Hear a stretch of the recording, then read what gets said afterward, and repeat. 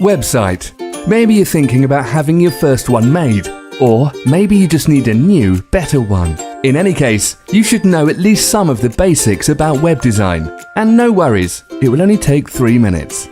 First of all, let's face it, a website is the core of your online marketing activities. If you look at all the marketing channels and techniques, what they actually do is bring visitors to your website. And the main purpose of a website is turning these visitors into customers.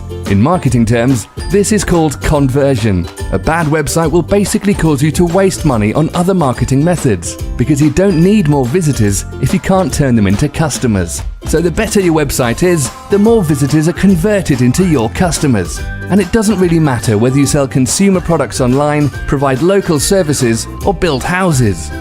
Many people in the industry call themselves web designers, but they're really just a bunch of geeks with some basic coding knowledge.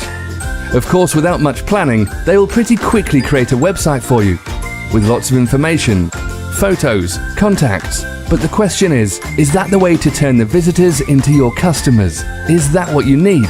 And the answer is simple: no. What you have to do is look for someone serious about web design. Well, that's where we come in. This is how we make websites, by following this 7-phase web design process. Phase 1. Analysis. The first step is always about information gathering, identifying things like the website purpose, goals, and target audience. Phase 2. Planning. A plan includes a definition of the sitemap, structure, and technologies that we're about to use. Phase 3. Design. Not only do we focus on wireframe models and the visual style in this stage, but also on the usability of the user interface for the best possible user experience. Phase 4. Content. A very important part of the process is choosing the right text, photos, or videos, all optimized not only for your visitors, but also for search engines. Phase 5. Development. Here we actually create the website using hypertext markup language and cascading style sheets, with some help from databases and other technologies as well. If needed, our websites can be made accessible to mobile devices too.